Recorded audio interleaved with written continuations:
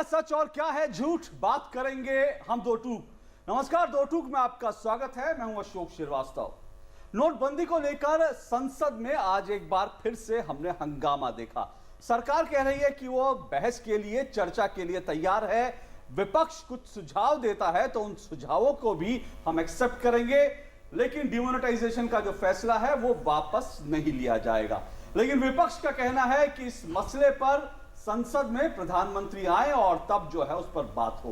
विपक्ष की कुछ और मांगे हैं। कई पार्टियां ये भी मांग कर रही हैं कि ये जो डिमोनेटाइजेशन का फैसला है, विमुद्रीकरण का फैसला है, वो सरकार वापस ले। आज करीब करीब 2 हफ्ते होने जा रहे हैं, थोड़ा सा 2 हफ्ते से कह सकते हैं, कुछ कम समय है। इस बीच हमने देखा है कि देश में लोगों की तकलीफ जरूर थोड़ी सी कम हुई है। हालांकि लोगों को अभी भी तकलीफ है, कई लोग अभी भी लाइन में खड़े हैं, बैंकों के आगे अभी भी कतार लग रही है, कुछ लोगों का काम धंधा भी थोड़ा सा जरूर रुका है। इसके अलावा हमने देखा कि कुछ दुखद मृत्यु की घटनाएं भी हुई हैं जो बैंकों में लाइन लगा रहे थे उसके कारण।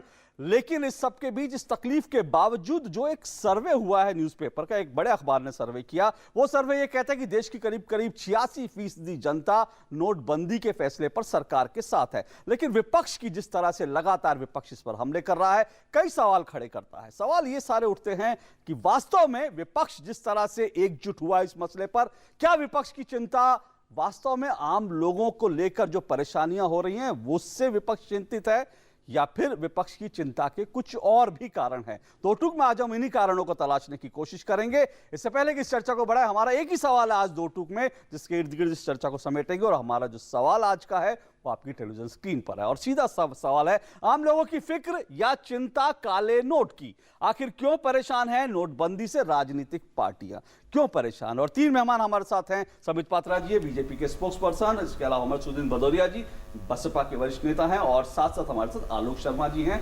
कांग्रेस के स्पोक्स पर्सन। मैं आपसे शुरू करता हूं संबित जी। मैं बाकी पार्टियों से बात करूंगा। जो प्रधानमंत्री ने भी कहा कि नारदा सारदा की जिक्र किया, उन्होंने कहा कि जो नेता गले तक माला पहन लेते थे नोटों की, उनकी परेशानी, ऐसी कई टिप्पणियां हुई जो ये दिखाती है राजनीतिक पार्टियां थोड़ा परेशान भी हैं। लेकिन इससे पहले मैं विपक्ष की बात करूं, मैं आपकी बात करता हूं। आपके ऊपर सीधा सीधा आरोप लगता है, भाजपा पे आरोप लगता है कि भाई भाजपा ने अपने जो है नोट जो है काले नोट सफेद कर लिए, इसलिए भाजपा जो है चिंतित नहीं है, बाकी पार्टियां चिंतित है क्योंकि उनके काले नोट शायद सफेद नहीं हो पाए। क्या कहेंगे? देखिए, बड़ा स्पष्ट है इसमें। आज ही मैं आदरणीय राहुल गांधी जी का बयान सुन रहा था और संसद के बाहर ही वो बयान दे रहे थे।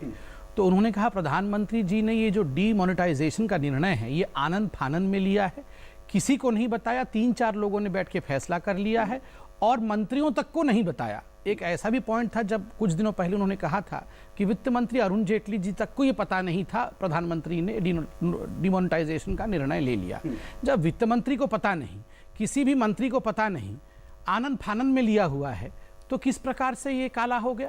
ये काला को कैसे सफेद कर दिया? आप खुद बताइए। खुद ही राहुल गांधी का ये बयान है कि वित्त मंत्री को पता नहीं है, और साथ ही वो कह रहे हैं कि सबको पहले बता दिया था और सबने अपने अपने काले धन को सफेद कर लिया। तो दोनों चीजें कॉन्ट्राडिक्टरी हैं, एक साथ नहीं कही जा सकती है। वास्तविक रूप में अगर देखा जाए तो इस प्रकार से अगर राहुल गांधी या दूसरे ऑपोजिशन के लीडर इसलिए कह रहे हैं क्योंकि कहीं ना कहीं उनको अपने काले धन को सफेद करने का मौका नहीं मिला। मैं एक मिनट आऊंगा, आलोक जी फटा छोटी सी आपकी टिप्पणी जो इन्होंने कहा, मैं उस पर सीधा सही जो है 2 तरह के बयान, ये ठीक है। कांग्रेस मैं भी कुछ कहूंगा क्योंकि आपने कुछ कहा, उसका मुझे उत्तर देना आऊंगा। आप हमारे साथ इसीलिए कार्यक्रम है क्योंकि जो मैंने कहा उस पर आपसे बात हो। लेकिन मैं पहले इससे जो टिप्पणी संबित पात्रा जी कह रहे हैं, एक तरफ कांग्रेस से कहते हैं कि भाई किसी को भी नहीं पता, दूसरी तरफ आप कहते हैं कि भैया अपने पैसे तो कर ले। तो ये दोनों में जरूर जो है, देखिए मैं समझता हूँ वक्तव्य और तंज में फर्क समझना शायद भाजपा के प्रवक्ता महोदय भूल गए कि वित्त मंत्री साहब के ऊपर वक्तव्य नहीं तंज कसा गया था, पहली चीज।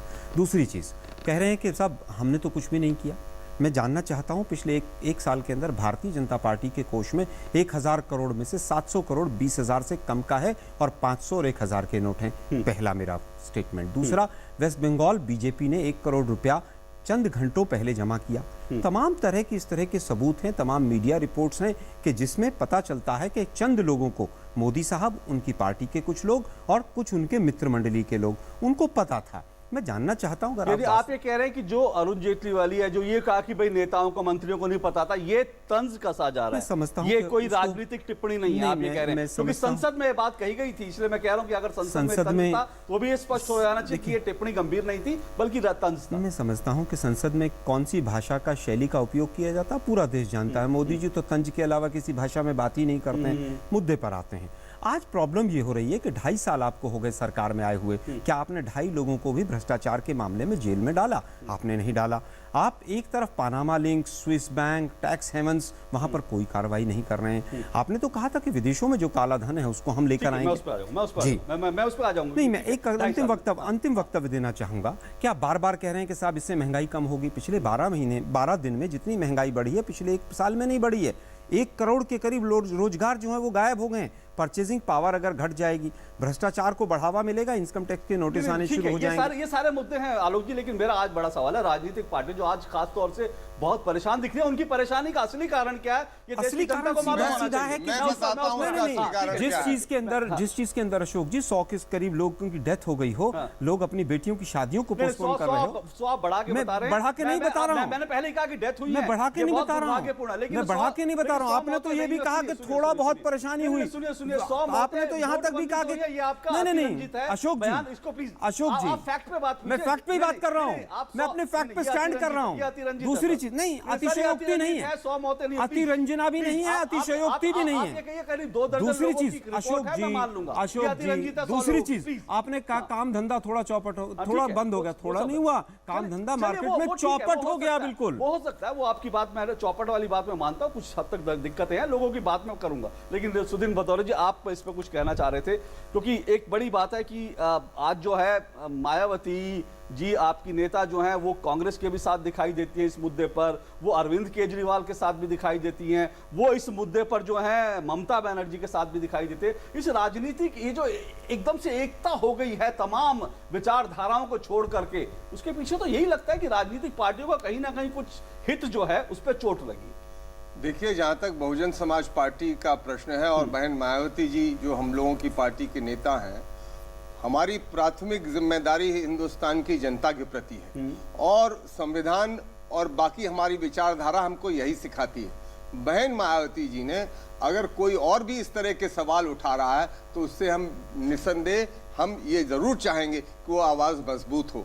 संसद के अंदर इस बात को इसलिए उठाया है क्योंकि उन्होंने देखा है तकलीफों को, जिस तरह से उत्तर प्रदेश में और बाकी देश में किसान इस समय परेशान है बुआई के लिए, पैसे के लिए ले जा रहा अपनी फसल को, खड़ा हुआ है, आड़त पैसे नहीं दे रहे हैं। तो एक तरफ तो वो है, दूसरी तरफ बुनकर का भी यही हाल है। और प्रधानमंत्री जी ने तो ये कहा था कि हम जब सरकार में आएंगे तो हम 15-15 लाख रुपया लौटा देंगे। राजनीतिक पार्टियों की चिंता जो दिख रही है, क्या वो चिंता आम लोगों की है? अपना काला धन उनका क्योंकि फंस गया है इस चिंता। क्योंकि मैं आपको एक रिपोर्ट पढ़ दूं जो मीडिया में आई थी 8 तारीख के बाद, जो 9 तारीख को मीडिया रिपोर्ट आई थी, वो आई थी कि ये फैसला होने के बाद बसपा ऑफिस के बाहर अफरा तफरी का माहौल था। 100 गाड़ियां बसपा दफ्तर के बाहर खड़ी थी। गाड़ियों में बसपा के नेता और उम्मीदवार थे। सभी गाड़ियों में ब्रीफकेस और बैग लेकर आ रहे थे। एक गाड़ी अंदर जाती थी, दूसरी गाड़ी अंदर आती थी। बसपा नेताओं से पूछा गया तो उन्होंने कहा कि चुनाव के पैम्फलेट जा रहे हैं। जबकि जो विपक्षी पार्टियों का आरोप था, जिसमें बाकी सब पार्टियां हो सकती हैं और साथ साथ जो मीडिया रिपोर्ट्स हैं वो ये सजेस्ट करती हैं कि वो गाड़ियां जा रही थी अपना पैसा वापस लेने के लिए, जो कि पुराने नोट में दिया गया था उम्मीदवार को। ये मीडिया रिपोर्ट, इसमें क्या कहेंगे आप? मैं इसका उत्तर ये देना चाहता हूं कि अशोक रोड पे चले जाइए, 50 गाड़ियां। नहीं, ये तो मैं समझता हूं। नहीं, आप गलत बात है। नहीं, मुझे उत्तर देने, आप अगर उत्तर भी मेरा देना चाहते हो आप दे सकते हैं। आप सुदीन जी नहीं, मुझे उत्तर देने दीजिए। आप सरकारी पार्टी की तरफ से क्यों बोल रहे हैं? मुझे उत्तर देने दीजिए अपना। नहीं, ये बड़ा मुझे इस पर एतराज है कि आप मुझे अपना उत्तर भी नहीं देने दे रहे हैं। सुदीन जी मेरी बात सुन लीजिए। आप इस कार्यक्रम में कई बार आए, आपको पूरा मौका, मैं आपसे सिर्फ आप उन पर टिप्पणी करिए, मैं आपको रोकूंगा नहीं। लेकिन मैं कह रहा हूं मेरे सवालों का जवाब मैं दे तो रहा हूं। मेरा सवाल ये था, तो आप अशोक रोड में क्या हो रहा है, अकबर रोड में क्या हो रहा है, आपको बतला रहा हूं क्या हुआ। मैं ये बोल रहा हूं, जब किसी भी दफ्तर पर अगर 50-100 गाड़ियां नहीं खड़ी होंगी तो उससे ये पता चलता कि वहां पर हवाइयां हैं। हमारी पार्टी के कार्यकर्ता, हमारी पार्टी के नेता हमारी पार्टी के वो सब लोग बहन मायावती जी से रोज उसी संख्या में मिलने जाते हैं, उसी दिन नहीं जिस दिन की आप, और मैं ये कह दूं, हमें मालूम है कौन से अखबार के घराने हमारी हर चीज को गलत रही से प्रस्तुत करते हैं। और मैं ये कह दूं, आप कांग्रेस पार्टी के दफ्तर पे भी जाइए, वहां पे भी भीड़ मिलेगी, आप बीजेपी के दफ्तर पर और समाजवादी पार्टी के दफ्तर पर अगर लखनऊ में चले जाएंगे तो वहां तो पता नहीं कितनी भीड़ मिलेगी। तो ये देखिए, ये कहना गलत है। आपने अपना जवाब और दिया। मैं एक चीज और कह दूं, नहीं, एक लास्ट लाइन मैं कहूंगा कि अखबारों में तो ये भी आ रहा है कि 50 लोगों की मौत हो गई। आप कह रहे हैं अखबारों में अगर मैं गलत साबित हूं, अगर मैं गलत साबित हुई है। अखबारों में अगर मैं आपको दाखिल कर दूं तो मैं आज से आपकी बहस में नहीं आऊंगा। मैं 50 लोगों की मौत। अशोक जी, लिस्ट आई है अखबारों में, सर मरने वालों की लिस्ट तक दी अखबारों ने, आप उसको नहीं देखेंगे। कुछ चैनल्स ने तो नाम देकर और उनके यहाँ इंटरव्यू जाके करके दिखा दिया। मैं तो खुद कह रहा हूँ कि मैं संबित जी को मौका दी, मैं खुद कह रहा हूँ मौतें हुई हैं, लेकिन मैं संख्या को लेकर डिबेट कर रहा हूँ और मेरा कोई जी संबित। देखिए, बहुत माहौल गर्मा गया है, इसलिए मैं थोड़ा ठंडक ले आता हूँ। कुछ दोहे जो आजकल चारों तरफ चल रहे हैं, उन दोहों का मैं यहाँ रखता हूँ आपके सामने। माया की माया गई, दिए मुलायम रोए, यह झटके का अब यहाँ कोई इलाज न होए।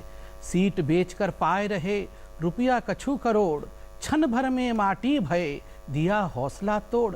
रहीमन आखन ना दिखे, भीतर भारी चोट, रही रही गारी दे रहे, कह मोदी को खोट। ये जो भारी चोट अंदर लगी है, उसी की पीड़ा आज हम सबको देखने को मिल रहा है। और मैं आपको बता रहा हूँ, आपने जिस अखबार के विषय में कहा 86%, केवल एक ही अखबार के हाउस ने इस प्रकार के सर्वे किया था, 2 अखबार ने दिया, टेलीविजन चैनल ने, नेटवर्क 18 ने भी किस प्रकार का एक सर्वे किया, जिसने उन्होंने 86 तो नहीं कहा, 79% कहा, 79% कहा है। मैं तो बोलता हूं उसमें आप रिबेट दे दीजिए 20% का भी, मतलब 50% से अधिक जनता कष्ट सहते हुए भी, धूप में खड़ी होकर भी, लाइन में खड़ी होकर भी कह रही है कि हम तो देश बदलने के लिए तैयार हैं, मगर मुझे तकलीफ हो रही है कि एसी में बैठकर हम सब नेता लोग, मैं अपने आप को भी इंक्लूड करके कह रहा हूं कि हम सब नेता लोग क्या तनिक कष्ट नहीं कर सकते हैं? क्या हम पार्लियामेंट में डिबेट नहीं कर सकते हैं? आप जो जो सवाल यहां पूछ रहे हैं, सर आंखों पर धारण करता हूं, ये सारे सवाल आप पार्लियामेंट में पूछिए। पार्लियामेंट को चलने नहीं दे रहे हैं। हाँ, लोगों को दिक्कत हो रही है, इसमें कोई दो मत नहीं है। एक मैच्योर्ड पॉलिटिशियन होने के नाते आपका और मेरा दायित्व है कि हम इनको लेकर पार्लियामेंट में सवाल उठाएं कि ये दिक्कत है, इसके लिए हम कैसे करें।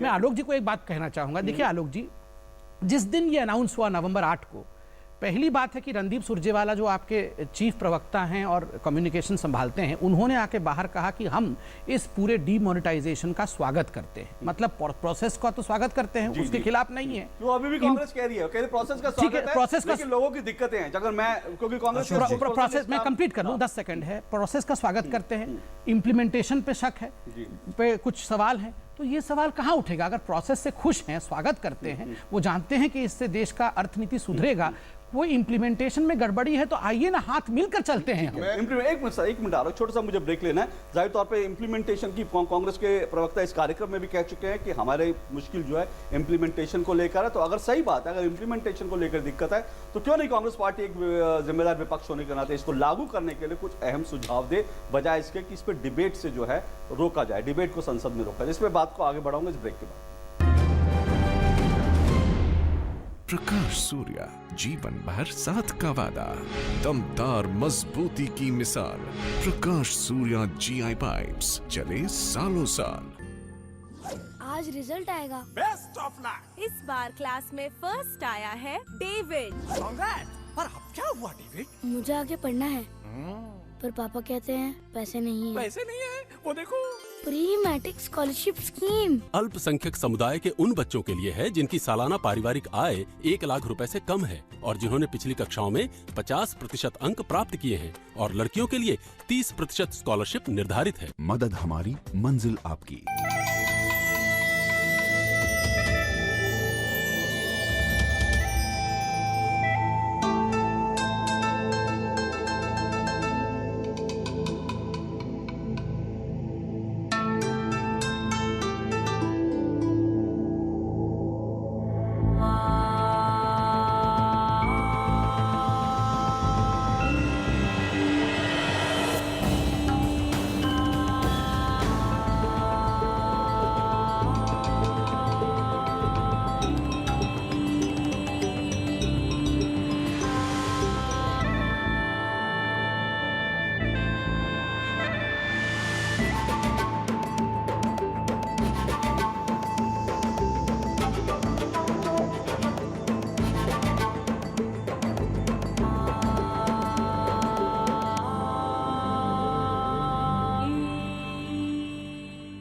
रोशनी का सिर्फ एक ही नाम, सूर्य। सूर्य LED, खर्चा कम, चले ज्यादा, घर घर रोशनी का वादा। सूर्य। मैं नहीं मानता कि तंबाकू जानलेवा है। मैं नहीं मानता कि तंबाकू जानलेवा है। मैं नहीं मानता तंबाकू जानलेवा है। चाहे हम कुछ भी कहें, कुछ लोग हमारा संदेश नहीं सुनते। मैं नहीं मानता। तंबाकू जानलेवा है, ये चेतावनी हर पैक पर है। इसे पढ़िए और इस पर विश्वास कीजिए। क्या बात है राशिद, फर्स्ट डिवीजन में पोस्ट ग्रेजुएशन करने के बाद भी तुम उदास हो? लेकिन सर वो सोच रहे होगे कि खर्चा कहाँ से आएगा? हैं? चिंता मत करो, क्योंकि अब तुम्हारे साथ है Maulana Azad national fellowship. Fellowship हमारे लिए सर? हाँ, तुम्हारे लिए और अल्पसंख्यक समुदाय के उन स्टूडेंट्स के लिए जिनकी सालाना पारिवारिक आय 2.5 लाख रुपए से कम है और जिन्होंने किसी भी सरकारी विश्वविद्यालय से जूनियर रिसर्च फेलोशिप या एमफिल के लिए आवेदन दिया। मदद हमारी, मंजिल आपकी। बचपन से ही मुझे पता था I was a born leader, और इस बात का एहसास दिलाया मेरी पहली जॉब ने। वो सब सिखाया जो कोई और नौकरी नहीं सिखा सकती। Man management, time management, crisis management, सब कुछ। पहले ही दिन से मैं टीम को लीड कर रहा था और जितने साल मैंने बिताए उससे कई ज्यादा एक्सपीरियंस मिला मुझे। और सबसे अच्छी बात, my first job made my second career possible. हम है भारत के सबसे एक्साइटिंग वर्कप्लेस और हम दे रहे हैं आपको एक ऑफर। भारतीय सेना, आम नहीं ये जिंदगी। दो टूक में आपका एक बार फिर स्वागत है। आज हम बात कर रहे हैं नोटबंदी के बाद राजनीतिक पार्टियों की जिस तरह से प्रतिक्रिया हो रही है, जिस तरह से राजनीतिक पार्टियां इसका विरोध कर रही हैं, उसी को लेकर आज हम बहस बढ़ा रहे हैं कि दरअसल राजनीतिक पार्टियों की मुख्य दिक्कत क्या है। क्या दिक्कत इस बात से है, परेशानी फिक्र इस बात की है कि लोग परेशान हैं, या फिर दिक्कत कहीं और है? कुछ राजनीतिक पार्टियों, कुछ नेताओं को भी चोट लगी है इस फैसले से, क्या दिक्कत वो है, इसी को हम समझने की कोशिश करें। संबित पात्रा जी बीजेपी से, हमारे साथ सुदीन भदौरी जी बसपा से और आलोक शर्मा जी कांग्रेस से। मैं भदौरी जी आता हूं एक बार आलोक जी। आलोक जी, ये बात संबित जी ने ब्रेक पे जाने से मैं ये जरूर उठाना चाहूंगा, क्योंकि इस पर दो मत है अगर राजनीतिक पार्टियों में बिल्कुल मिलाकर देखें। अरविंद केजरीवाल या कुछ और नेता जो है वो कह रहे हैं कि इस फैसले को भी वापस ले लेना चाहिए। कांग्रेस के प्रवक्ता इस कार्यक्रम में भी कह चुके हैं कि भाई हम इस फैसले के पक्ष विरोध में नहीं है, फैसला सही है, लेकिन इसके इंप्लीमेंटेशन में गड़बड़ है। तो अगर इंप्लीमेंटेशन में गड़बड़ है तो क्यों नहीं संसद में आप रखते कि भाई इसका इंप्लीमेंटेशन आप ऐसे कीजिए, बजाय इसके कि इस पर जो है संसद को ना चलने दिया जाए? नहीं, मैं समझता हूँ संसद एक सबसे बड़ा लोकतंत्र का प्लेटफॉर्म है जहाँ पर डिबेट हो। आपने अभी ब्रेक्स में जाने से पहले कहा कि डिबेट को रोका जाए। डिबेट को संसद में कैसे रोका जा सकता है? डिबेट होनी चाहिए, डिबेट के लिए हम तैयार हैं। लेकिन प्रॉब्लम यह है कि सरकार और देश जुमलों से और दोहों से नहीं चल सकता है। जहां तक 86% मीडिया हाउस में आजकल क्या क्या हो रहा है सब दुनिया देख रही है। सर एक मिनट, जब होता है गिरा देते हैं, ये भी गलत बात है। 86% पे आ रहा हूं। नहीं सर, आपकी बात को मान लिया जाए तो मीडिया ठीक है। ठीक है, आप बोले। मैं कह रहा हूं कि अगर 86% लोग इसके पक्ष में थे, पिछले 3 दिन में हिंदुस्तान में जितने राजनीतिक उपचुनावों के नतीजे आए हैं, भाजपा एक जगह भी नहीं जीती है, तो ये 86% तो कूड़ेदान में चला गया। दूसरी चीज, आप कहते हैं कि साहब हम किसी के भी हितों पर चोट लग रही है। मैं पूछना चाहता हूं, अगर बसपा हो, कांग्रेस हो, किसी के भी ऊपर आप आरोप लगा रहे हैं, तमाम एजेंसीज, ईडी है, सीबीआई है, सब आपके साथ थे, गाड़ियों में अगर नोट भरे थे, तो वो एजेंसीज क्या कर रही थी? उनको पकड़ के जेल में क्यों नहीं डाला? प्रॉब्लम ये है कि भारतीय जनता पार्टी ने ब्लैक मनी को जितना 2.5 साल में प्रोत्साहित किया है, कभी नहीं हुआ है। हमारी चिंता क्या है? मैं आंकड़े दे सकता हूँ, हंसने की बात नहीं, मैं आंकड़े दे सकता हूँ। दूसरी बात संबित पात्रा जी ने कही, देखिए मैं समझता हूँ टिकट राजनीतिक पार्टियों में बिकती है। देखिए आज का विषय वो नहीं है किस पार्टी में क्या क्या होता है।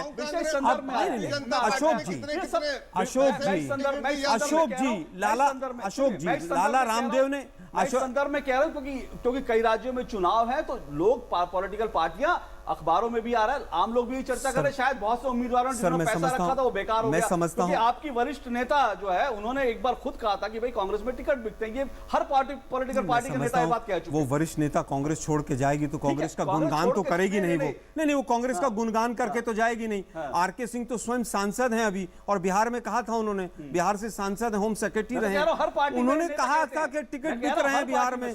मैं वही कह रहा हूं, आज का विषय वो नहीं है। बेहतर, मैं वही कह रहा हूं सर, बेहतर है केवल बसपा का नाम लेकर आपने डिबेट में शुरू किया, इसलिए मैं वापस आता हूं सर, मुद्दे पर आता हूं। आज हमारी जो आपत्ति है आपत्ति हमारी ये है कि आप महंगाई को कंट्रोल नहीं कर पा रहे हैं। पिछले 12 दिन में इतनी महंगाई हुई है जितने 12 महीने में नहीं हुई है। जहां तक भ्रष्टाचार की बात है, बैंक के बाहर खड़ा हुआ पुलिस वाला और बैंक का कर्मचारी मिलकर भ्रष्टाचार करवा रहा है। ब्लैक मनी या जो भी व्यापारी लोग हैं वो अपने एम्प्लॉइज को बाहर खड़ा करके भ्रष्टाचार करवा रहे हैं।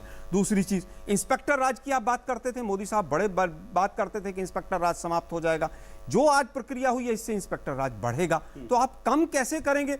आप मुझे केवल ये बताइए, नहीं साहब, मुझे केवल ये बताइए, जिस किसान का धान मंडी में पड़ा है, आड़ती लाला उसको पैसे नहीं दे रहा है। किसानों के लिए आज सरकार ने कुछ और ऐलान कर दिया सर, ऐलान क्या किया है सर? ऐलान क्या किया है? अपनी बुआई केवल बीज के लिए सरकारी गोदाम से वो खरीद सकता। कितने सरकारी गोदाम है? ठीक है सर, मैं समझता हूँ पहले कहा कि 25,000 ले लेंगे। अरे जिसका धान मंडी में पड़ा है 25,000 अकाउंट में कौन मोदी जी देंगे?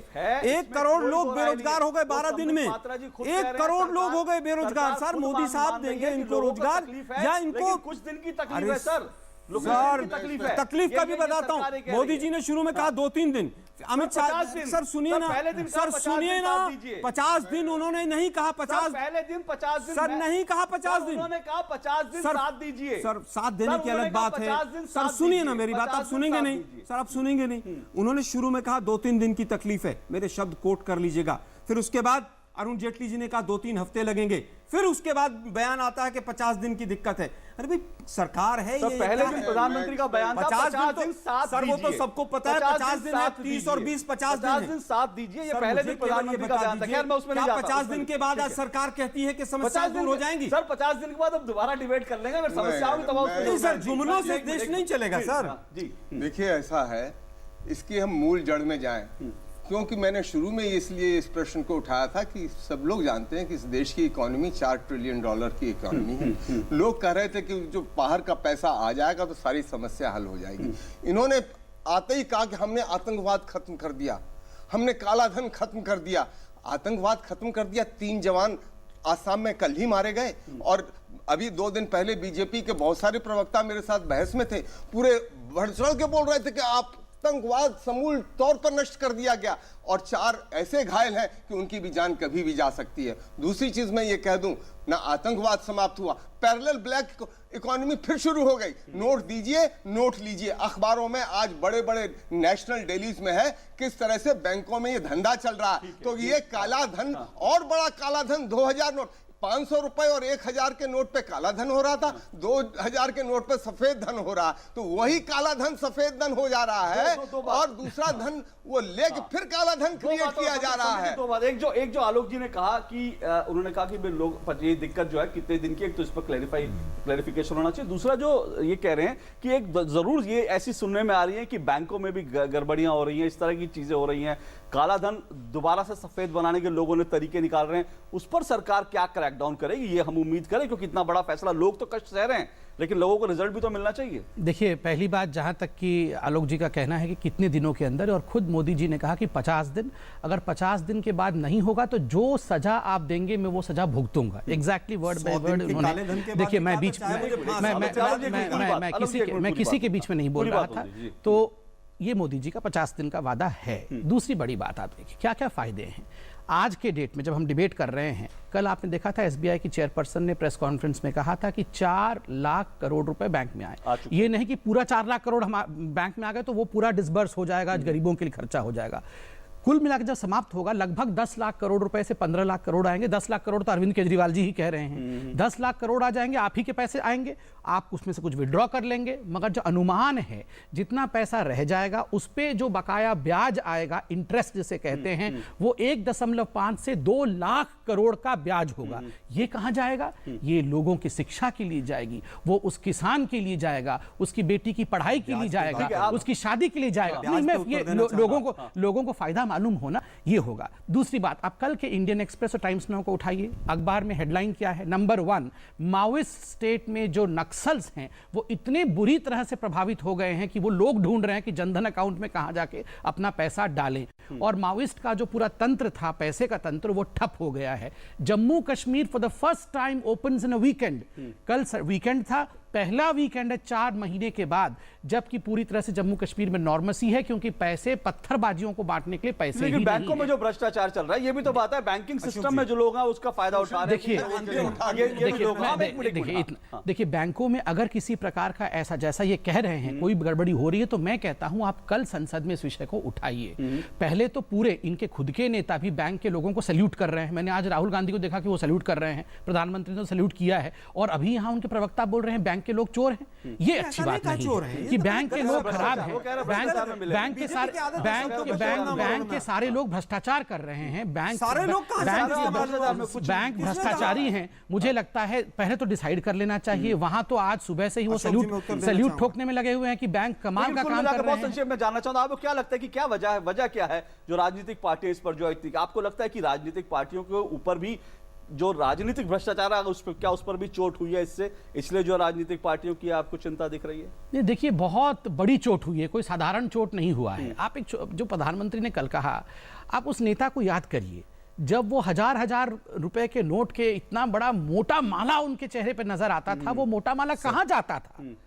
तो आज वो मोटा माला हम कभी कभी कहते हैं, मगर मैं उसे मोटा माल कहूंगा, वो मोटा माल बेकार हो गया है। मैं आपको कह दूं कि एक बार एक दलित की बेटी ने एक माला पहन ली तो इन लोगों को बड़ा इतना, अपने सूट का कभी चर्चा नहीं किया जो सैकड़ों करोड़ रुपए में नीलाम कर रहे हैं। दूसरी चीज मैं ये भी कहना चाहूंगा, आप इस बहस में आया है कि बहुत लोकप्रियता बढ़ गई। अगर लोकप्रियता बढ़ी होती तो गुजरात में, महाराष्ट्र में, मध्य प्रदेश में विधानसभाओं के लोकल चुनाव के परिणाम आए, भाजपा एक भी सीट नहीं जीती है, भाजपा का सफाया हो गया। अगर आपको तो लोकसभा में एक भी सीट नहीं मिली है, उसी तरह से देश में तो आपको लड़ना ही नहीं चाहिए चुनाव। और दिल्ली में सफाया हुआ, उसी तरह से देश में फिर बीजेपी अगर सर कुछ जो आप कह रहे हैं, अगर वो बात सही है, और अगर भाजपा ये सोचकर भी इस फैसले के नतीजे के बावजूद भी भाजपा अगर सफाई हो रही है, तो कुछ लोग ये भी कह रहे हैं कि ये प्रधानमंत्री का साहस है कि उन्होंने इतना बड़ा राजनीतिक कदम उठाया, ये देखते हुए भी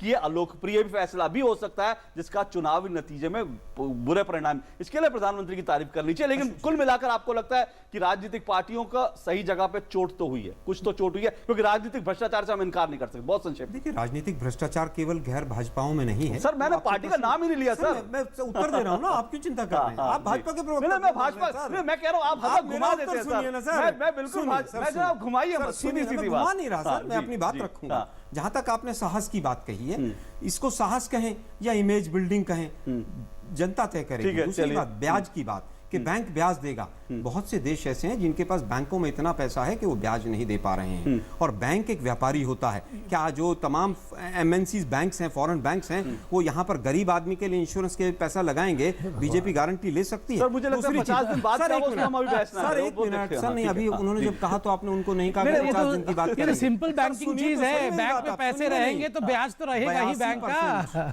सर 82% परचेजिंग पावर पिछले 12 दिन में घटी है, पीपीपीआई जिसको बोलते हैं, purchasing power parity index.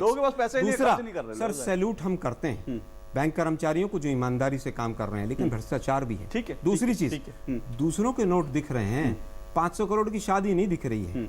91 lakh रुपए सर छापा पड़ गया वहाँ। अरे सर, इनकम टैक्स ने छापा मार दिया। अच्छी बात है ना, जहाँ माला है वहाँ भी छापा डालिए ना सर। इनके उसमें 51 लाख रुपए, 91 लाख रुपए मंत्री लेके घूम रहे हैं भाजपा के, ये ब्लैक मनी की बात करेंगे? सर पकड़े तो वही गए हैं, वो तो अच्छी बात है। अच्छी बात है ना। मैं तो जल्दी में अंत कर पकड़ी गए हैं। मैं तो दोहे से ही अंत कर देता हूँ। चलिए। मुद्रा माटी हो गई, मोदी भय कुम्हार, नेता मिली के रोए रहे, ऐसा हुआ प्रहार। रहीमन रद्दी हो गई, काले धन का नोट, यूपी और पंजाब में कैसे मिला ही वोट। चलिए ठीक है, इसका मतलब राजनीतिक एजेंडा था इसके पीछे। राजनीतिक एजेंडा था नहीं था, ये तो खैर बात की बात है। ये भी बात जरूर है कि इस फैसले के बाद राजनीतिक पार्टियों में जो एकता दिख रही है, विपक्ष में जो एकता दिख रही है, वो एकता बड़ी गजब की है। लोगों को देखना पड़ेगा ये एकता वास्तव में जो है उनकी तकलीफ को या किसी और चीज का, इसका फैसला जनता वक्त आने पर बताएगी। और भाजपा ने भी जो फैसला लिया है, सरकार ने भी जो फैसला लिया है, सरकार को यह फैसला किस हद तक जो है क्या परिणाम भुगतने पड़ेगा उसका हमें देखना पड़ेगा, इंतजार करना पड़ेगा।